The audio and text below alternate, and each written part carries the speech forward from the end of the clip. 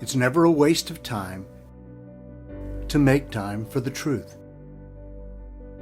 A moment spent listening and paying attention to the truth can change your life. So let's take a moment for the truth. Psalms 119:68 says, "You are good, and you do good.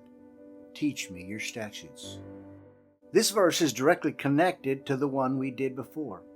Do you remember it? It spoke of him being afflicted in connection with his confession to having gone astray. As I mentioned, people don't always react well to God's correcting hand in their lives. I'm sure that you've listened to people expressing their anger at God for afflicting circumstances happening in their lives. Now, this type of reaction simply reveals their focus. It's on themselves. They see themselves as the primary focus of all of life.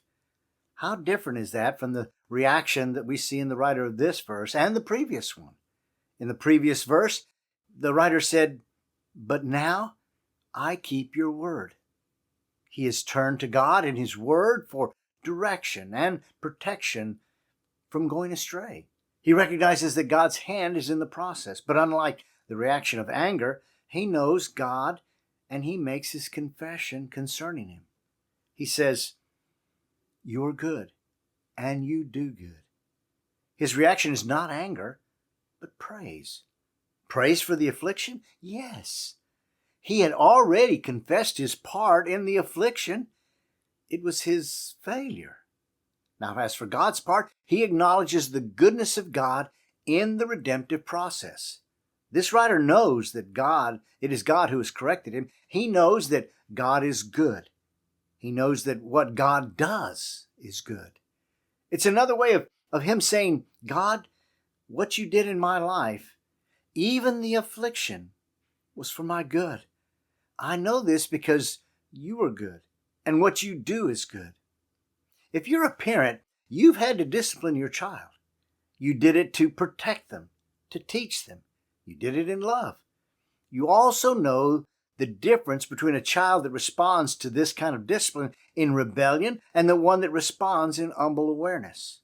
Sometimes it takes some time, but they come back because they love you and because they know you love them. The writer of this verse finishes in keeping with what I've been talking about. He says, "Teach me your statutes." There's no tone of accusation against God.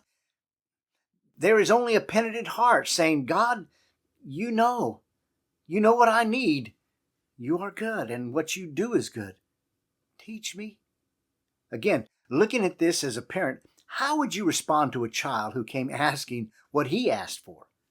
I immediately thought of the Lord's words in the Sermon on the Mount in Matthew 7, verses 7 through 8, where it says, "Ask, and it will be given to you. Seek, and you will find. Knock, and the door will be opened to you. For everyone who asks receives, and the one who seeks finds, and to the one who knocks it will be open." And then he finishes that section in verse 11 where he says, "So if despite you being evil, know how to give good gifts to your children, how much more will your Father who is in heaven give good things to those who ask him?" Our God is good.